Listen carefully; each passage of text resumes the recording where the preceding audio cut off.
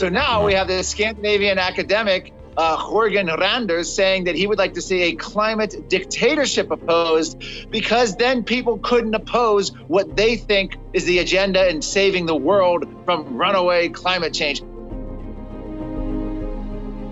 The UN is now admitting that not only are these countries not keeping their pledges, they're not even close. It's a big joke, but what they're really trying to get is that money. They want to transfer the money. They want it to go through the UN, filter it through, and a little bit will trickle out to the developing world, the corrupt third world dictators. What's at the bottom of this, of course, is they want depopulation. We just had Prince William, son of Prince Charles, come out and say, we have too many people. It's always about the dictatorship. It is always about world government and depopulation for these people, isn't it? That whole mindset is what moves the UN. They talk about global governance. You mentioned population. Al Gore, and actually in the film Climate Hustle, we have Al Gore saying that Africa is projected to have the most number of people that by mid-century. And we need, quote, fertility management in order to prevent this. So we have a white, wealthy Westerner, Al Gore, complaining that there's going to be too many people of color and that we need some kind of fertility management to stop that. Any other way you slice it, that's, you could call it the R word, racist.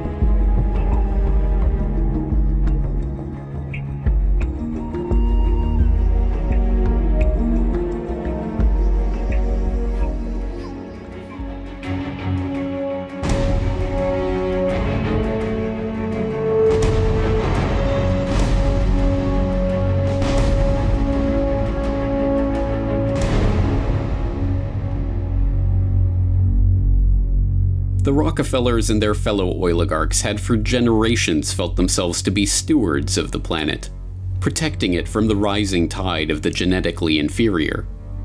They were not about to give up that quest. They would simply have to package it under a different name.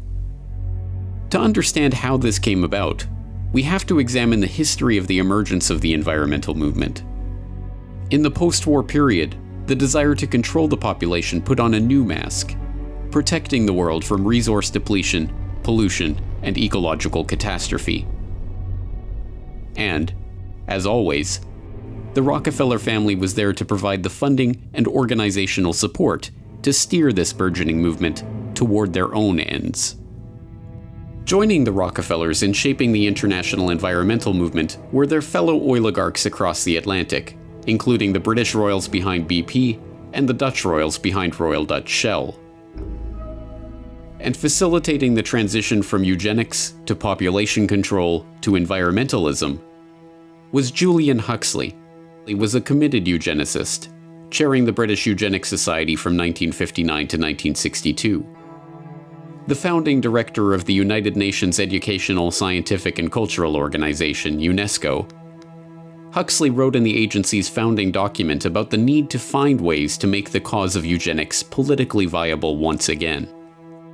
Huxley found the perfect front for the reintroduction of these unthinkable eugenical ideas in 1948, when he used UNESCO as a springboard for founding the International Union for the Conservation of Nature, and then again in 1961, when he used that agency as a springboard to create the World Wildlife Fund.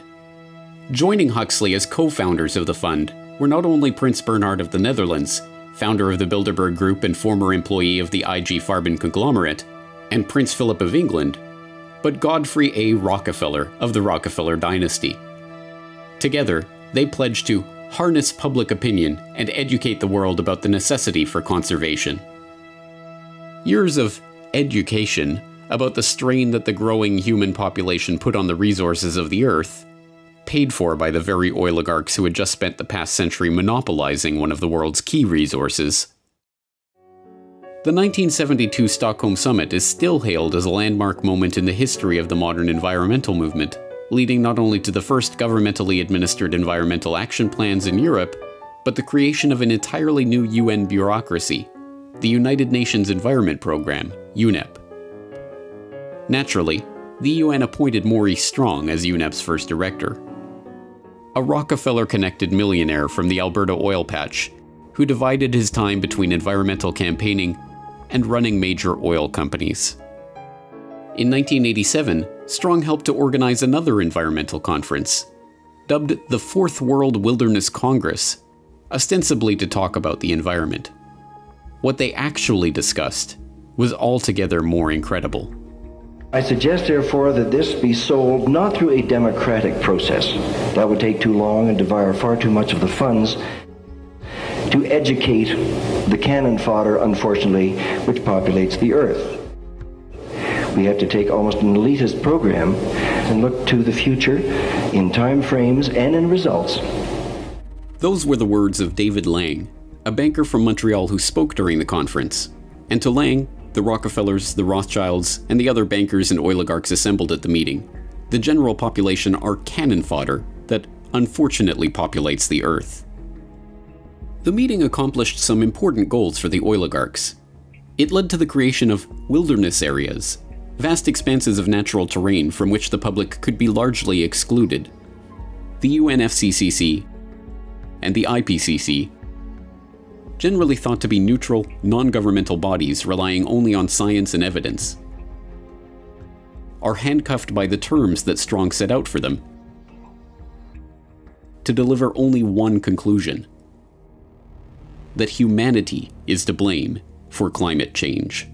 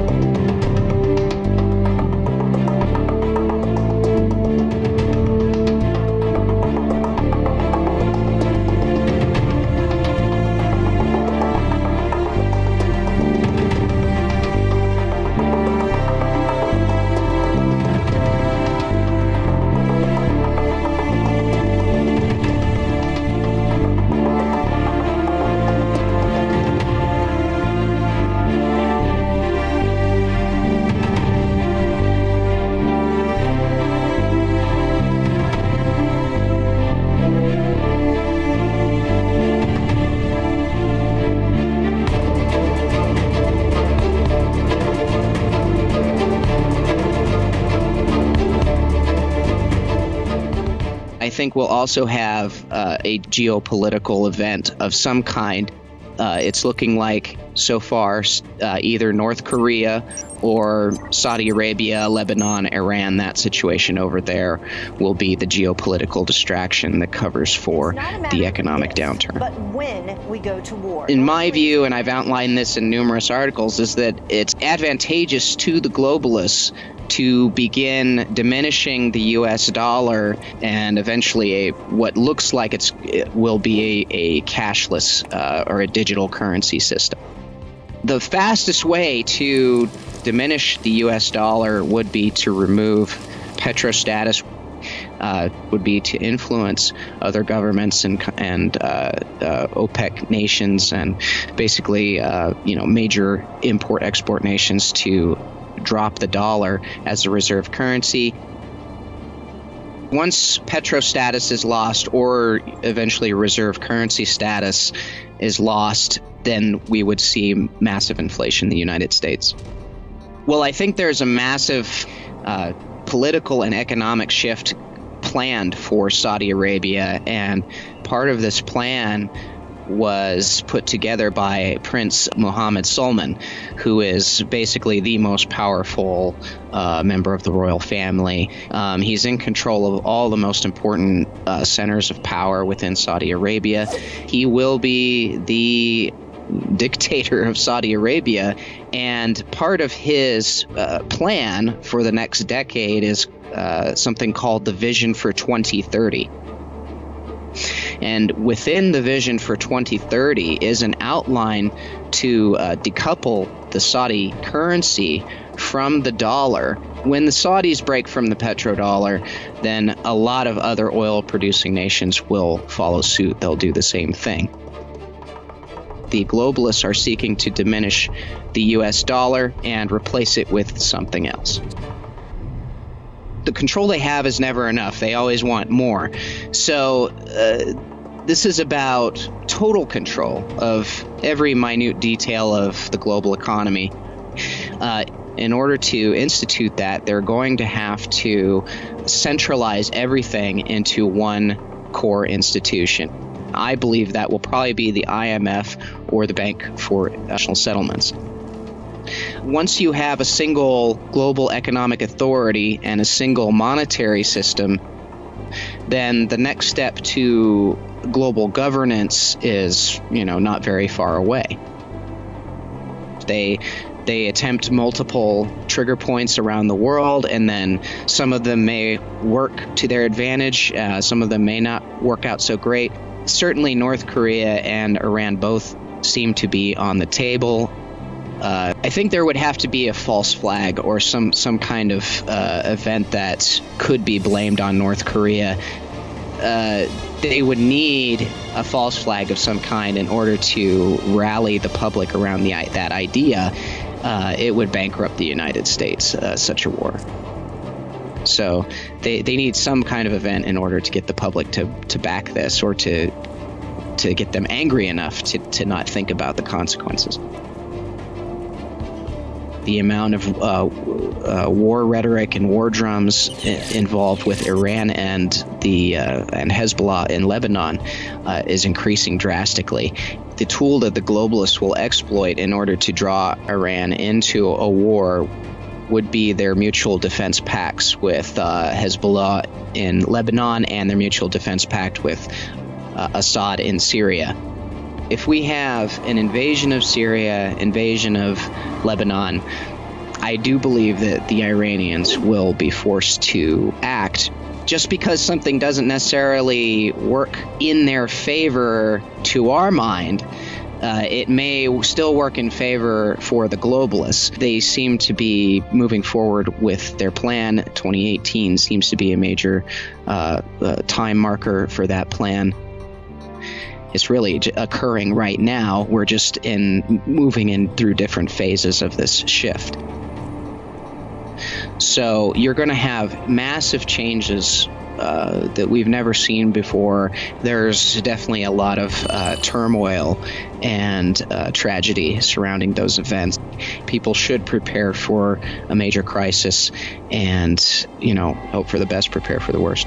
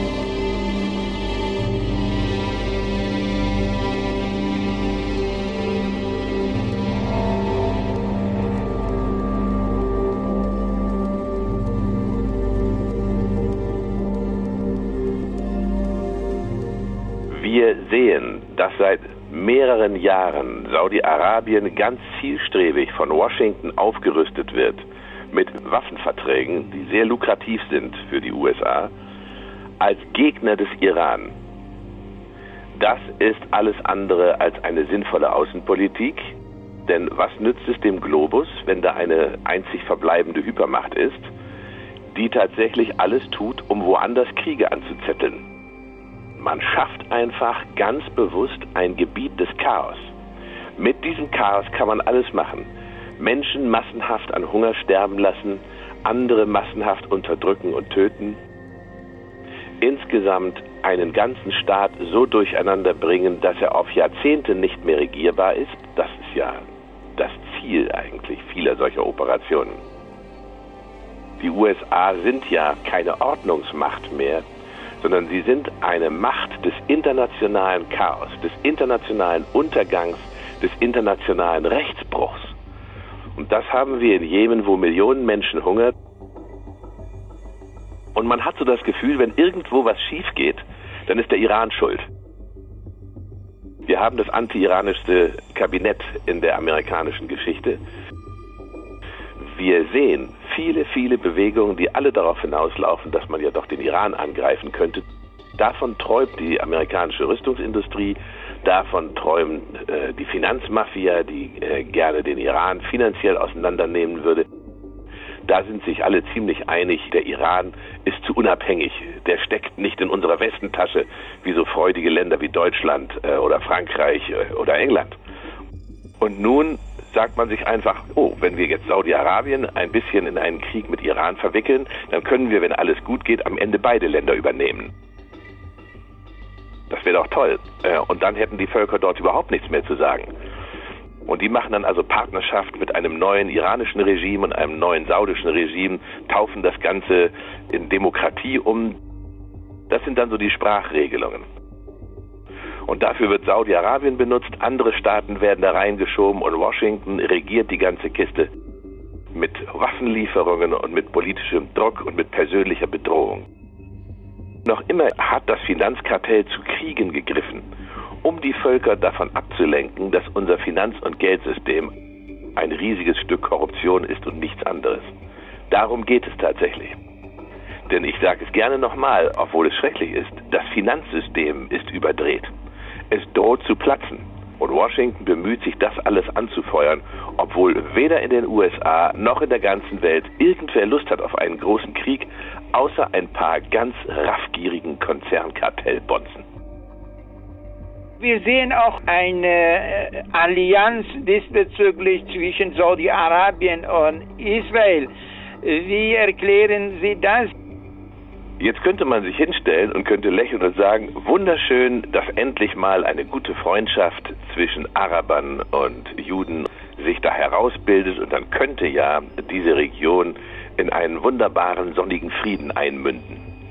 Das Problem ist aber leider, dass diese beiden Kräfte sich ja nicht im Positiven und für gute Ziele und für menschliche Ziele miteinander verständigt haben, sondern wie zwei Bankräuber haben sie sich entschlossen, gemeinsam die Region zu terrorisieren.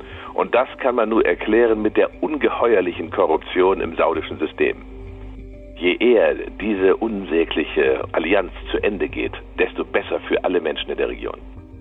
Was da passiert, ist, dass die Völker merken, dass eine Ordnungskraft im Nahen und Mittleren Osten der Iran ist und nicht Saudi-Arabien. Seit Jahr und Tag beobachte ich die iranische Politik. Seit Jahrhunderten hat der Iran niemanden angegriffen. An allen Ecken und Enden zündeln unsere amerikanischen Freunde herum. Ob das nun in Afrika ist, ob das im Nahen und Mittleren Osten ist, ob das in Fernost ist. Europa begreift nicht, dass das Zündeln Europa hineinziehen könnte in diesen Morast, der da im Nahen und Mittleren Osten ohne Not angerichtet wird.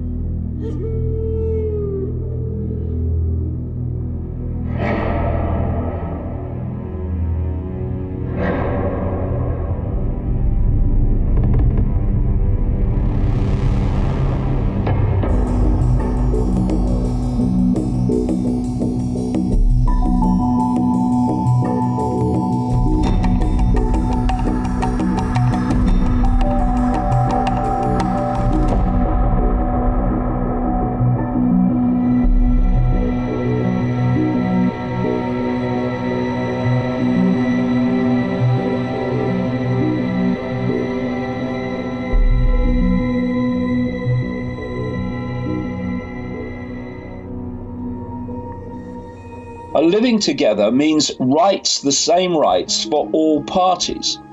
Now, that's the only way that this is going to be resolved, through fairness, through justice, and through everyone having the same rights as everyone else. Now, of course, that's not happening, and it's not happening for a simple reason. They don't want it to happen because they don't want a peaceful settlement. And what we're seeing here, again, is the manipulation of a hostile response against Israel that will then be used to justify the state-of-the-art weapons response to it and the acquisition of more and more land. The ultra-Zionist inner core that runs Israel and answers to the Rothschilds own Donald Trump. They put him into power.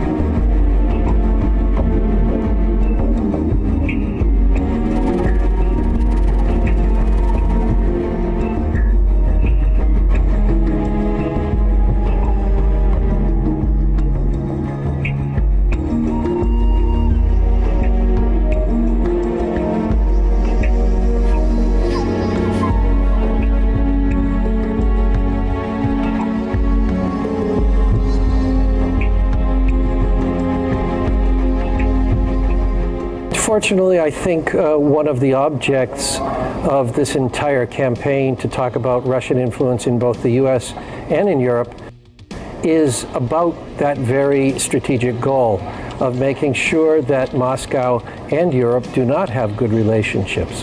Hence the creation of this idea of the Russian threat, which apparently they're telling us is in every part of our lives, but of course it isn't. It is being blown up to make people think of that way, and unfortunately our state of civic education isn't strong enough for many people to do the discerning work to debunk some of these more outrageous theories of Russian influence.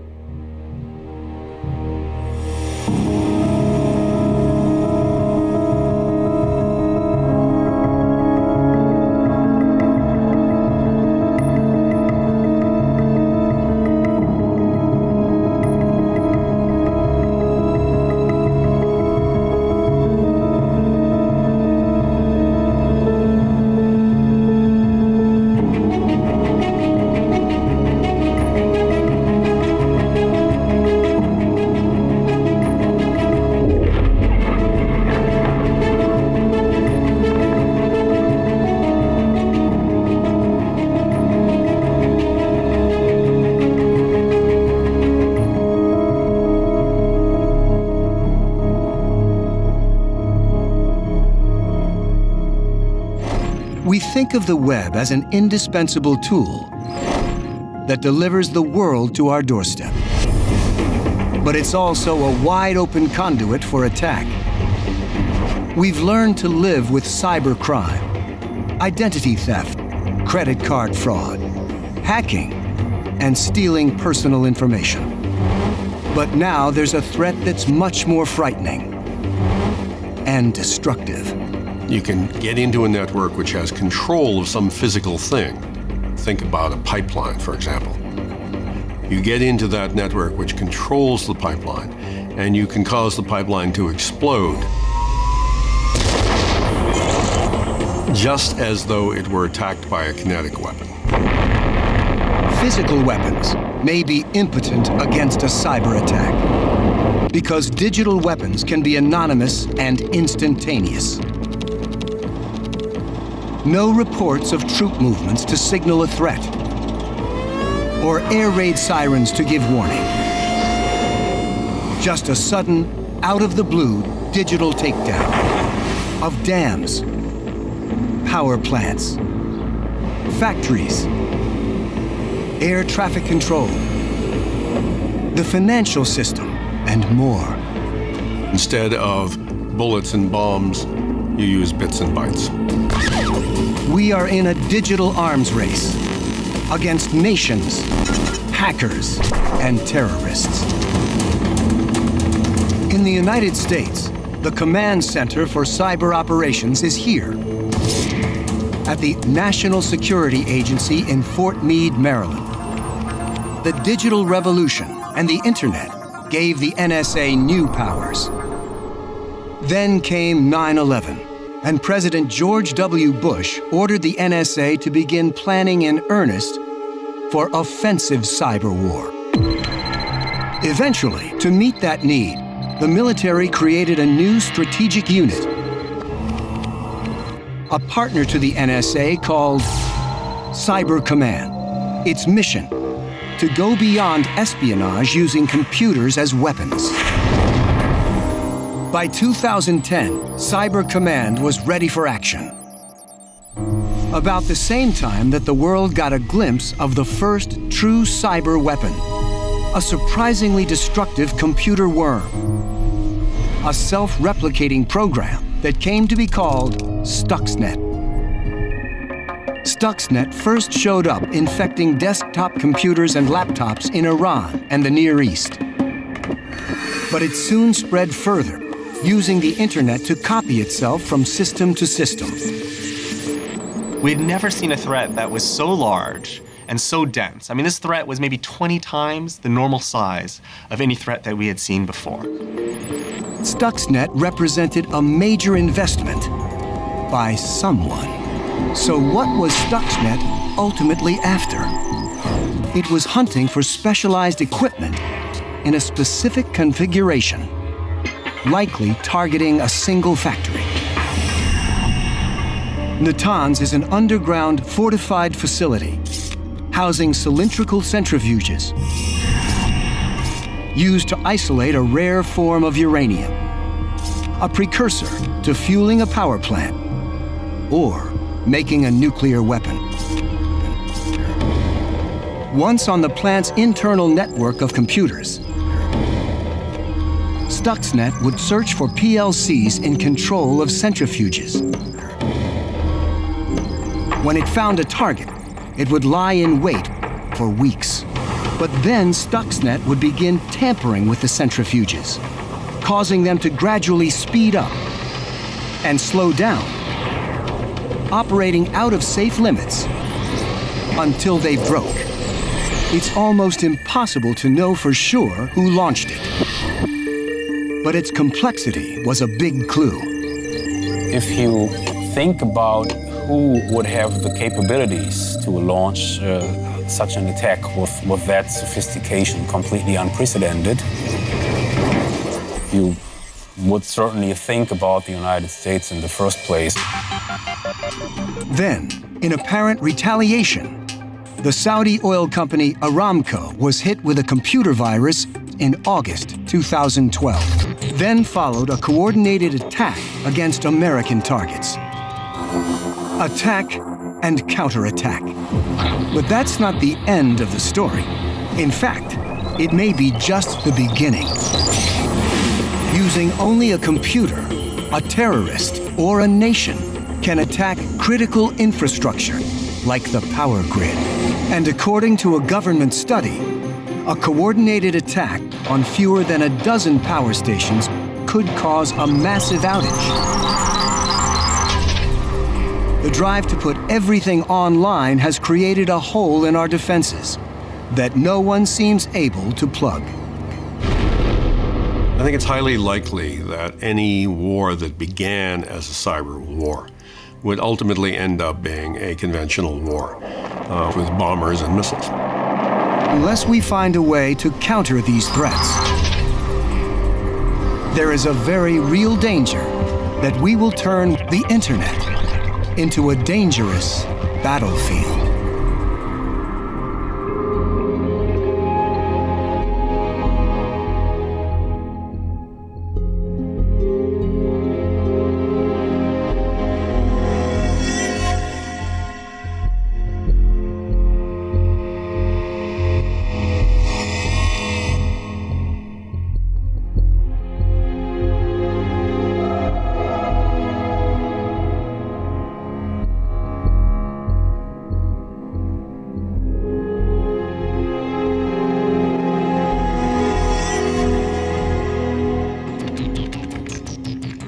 Most people don't realize that when they use their computer for browsing the web or checking their email,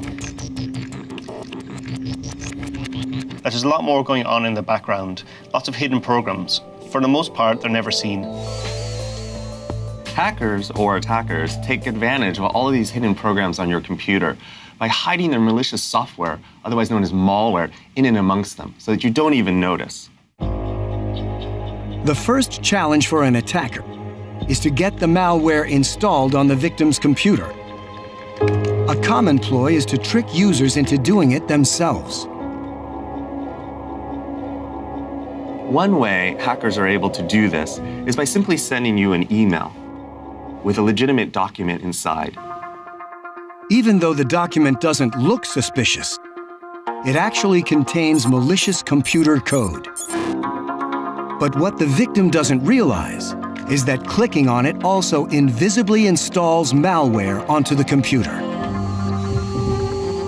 Stealthy programs like this allow for a shocking behind-the-lines invasion, where the attacker can spy or disrupt at will. I can even take screenshots of his computer and watch all of his keystrokes via something called a keylogger. He's logging into his email right now, and I can actually get his username and his password. Not only that, but we can also get video by turning on the webcam, and I can actually see what my victim looks like, all without him knowing. Now there are embedded computers all around us, from power stations to pacemakers. Even in your car. Yoshi Kono is a security researcher who has an uncanny ability to find frightening vulnerabilities in everyday technology. Modern automobiles have 10, sometimes up to 100 different computers inside them. Essentially, we wanted to know what might an unauthorized party be able to do with an automobile straight off the lot. He and his graduate students demonstrated how a hacker could seize control of a car. The model they chose had a built-in emergency communication system that works like a cell phone. They used that system to call the car and remotely force malware into its embedded computers, giving them control over electrical and mechanical systems. In some cars, the steering, airbags, and accelerator are hackable. Even the brakes. Yeah, that worked. And as more cars become connected to the internet, the opportunities for attack will increase. So far, many car makers have not made defense against cyber weapons a top priority. We have computers in medical devices, we have computers in automobiles, we have computers in airplanes, and we actually have computers in our homes. Home automation systems are becoming increasingly popular. These are systems that wirelessly link common appliances like light switches, furnaces, and door alarms to the internet for remote control. But not enough people are stepping back and asking, how might I also abuse it? The Seattle coffee shop, the kind of place where people like to hang out because it offers free Wi-Fi. This is an ideal public spot to demonstrate how an attacker could gain control of a complete stranger's home. They've set up a wireless hotspot that masquerades as the coffee shop's own Wi-Fi. The victim connects to the evil twin. The attackers can now spy on everything flowing to and from the victim's laptop. They're able to see his private login information. The next phase gives the location of the house. With a few keystrokes from their car, they unlock the doors and stroll right in. In the Internet of Everything, every new device connected to the web brings both promise and peril. The trick is to find the right balance between convenience and security.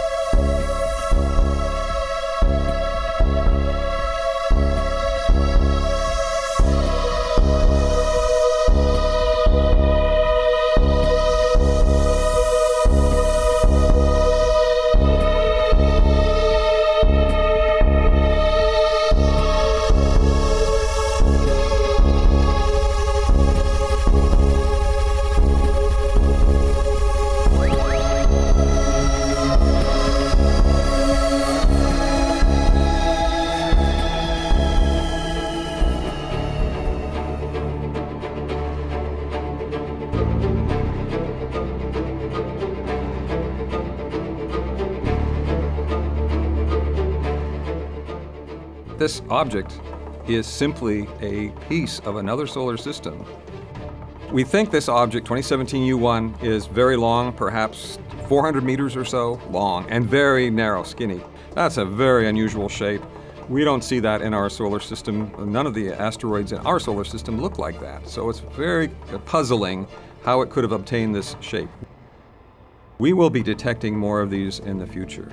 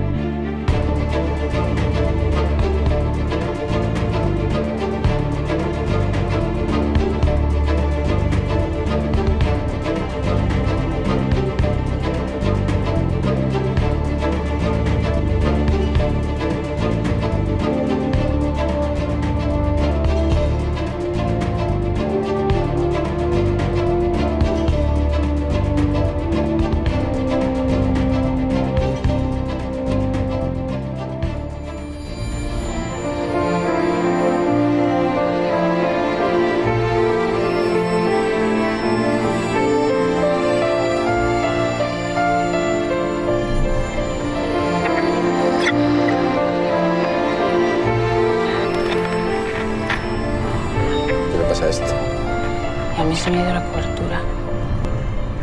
Eso es un ovni.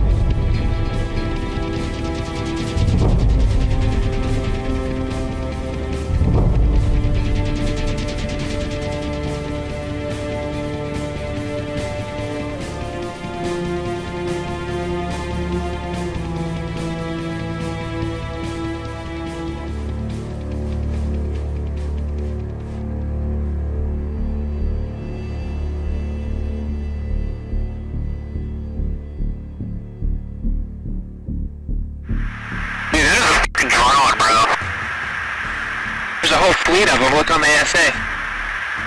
My gosh. They're all going against the wind. The wind's 120 knots from the west. Look at that thing, dude. That's not our LNS though, is it? It's not. That is the LNS, dude. Well, if there's like... Look at that thing. It's rotating.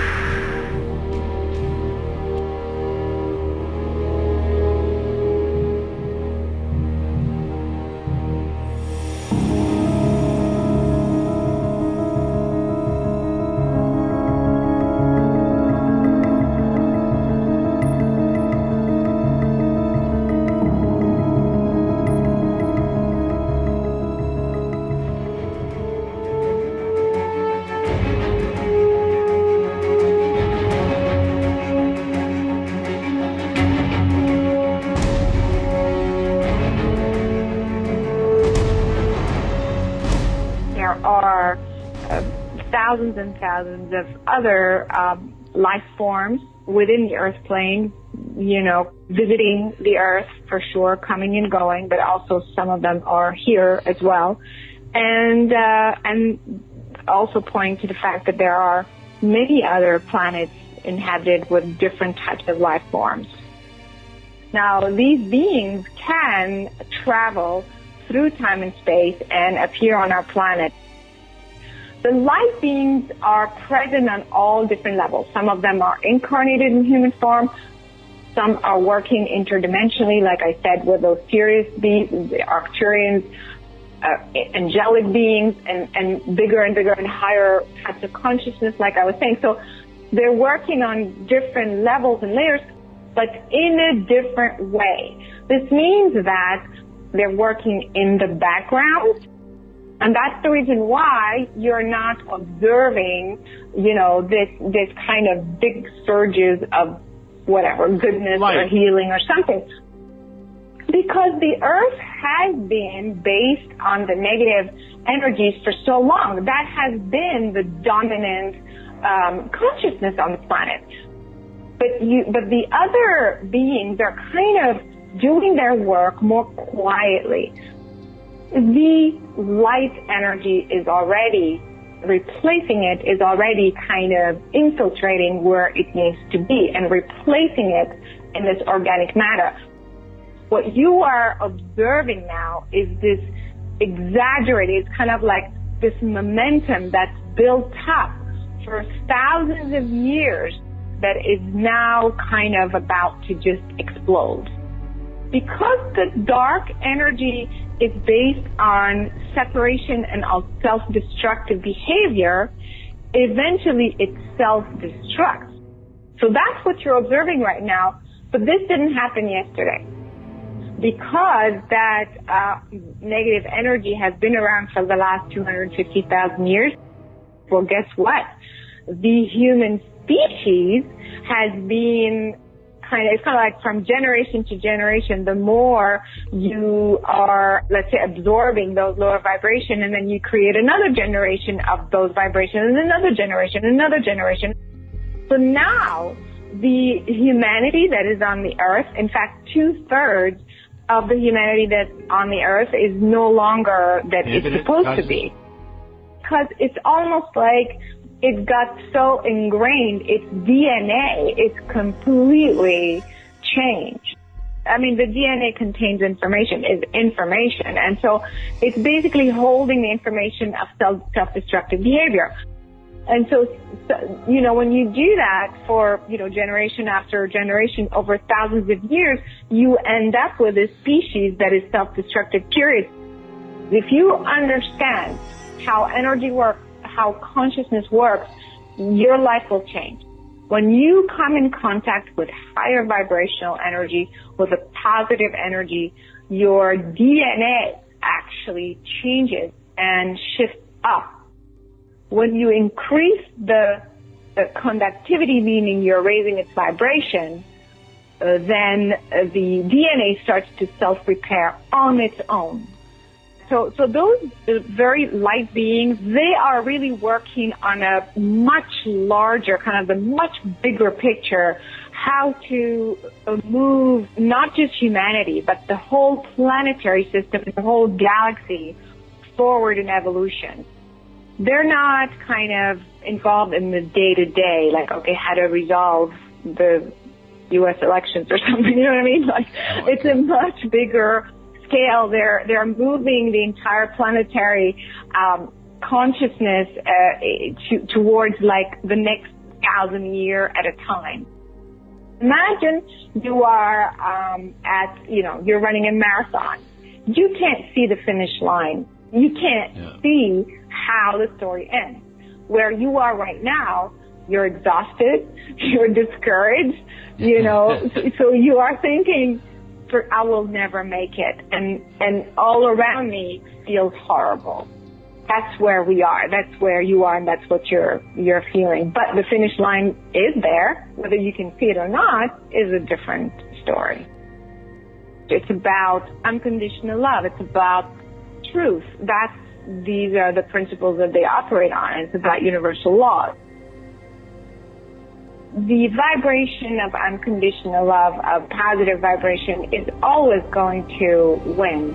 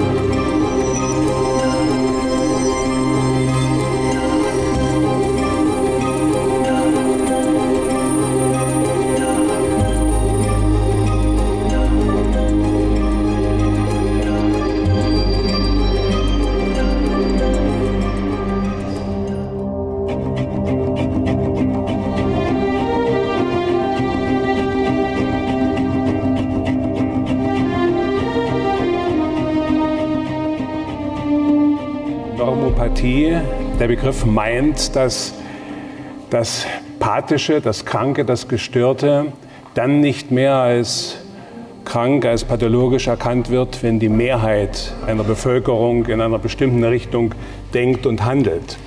Denn was die Mehrheit tut, das wird ja wohl richtig sein. Unter dem Blickpunkt Normopathie entsteht falsches Leben dann, wenn eine große Zahl, eine Mehrzahl der Bevölkerung auch falsch lebt. Dann muss man sich fragen, wie entwickelt sich eine Normopathie, also eine gesellschaftliche Fehlentwicklung, die von der Mehrheit getragen wird.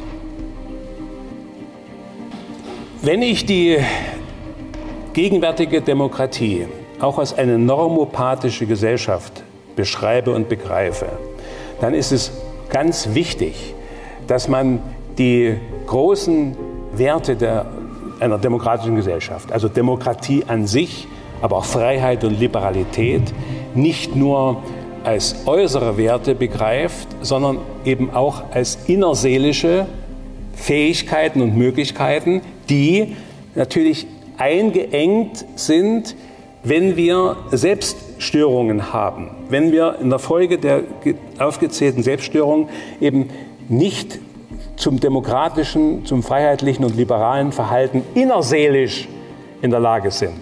Was meint das? Innerseelische Demokratisierung wäre eine Bereitschaft, eine Fähigkeit des Menschen, dass er auch seine eigenen seelischen Minderheiten, also seine Ängste, seine Fehler, seine Schwächen, all das, was ihm unangenehm ist, was man am liebsten nicht wahrhaben möchte, was man verleugnet und verdrängt, dass er die wahrnimmt als Teile seiner Selbststörungen. Denn das ist die Voraussetzung, dass man nicht mehr andere damit belasten muss, dass man das nicht projizieren muss. Menschen, die das eigene Böse, Schlechte, Falsche, Schwache nicht bei sich sehen wollen und können, müssen es bei anderen denunzieren und bekämpfen. Und damit beweisen sie im Grunde genommen, dass sie zu einer inneren Demokratie nicht in der Lage sind. Das heißt, es gibt eine systematische Einengung unserer Orientierung, unserer Information, und das hat etwas damit zu tun, dass im Grunde genommen die Krise unseres falschen Lebens, die Krise unserer Normopathie nicht erfasst werden soll, denn die wird an diesen Symptomen deutlich. Ich unterscheide das Selbst von dem, was andere oder was wir in anderem Zusammenhang das Ich nennen. Das Ich ist etwas, was wir Menschen machen können, was wir lernen können, was wir uns erwerben können. Das Selbst kann nicht gemacht werden, das ist. Es kann nur gestört oder entfaltet werden. Und das Besondere daran ist, dass die Folgen von Selbststörungen, Behinderung der Selbstentwicklungen durch Ich-Leistungen kompensiert, verdeckt werden können.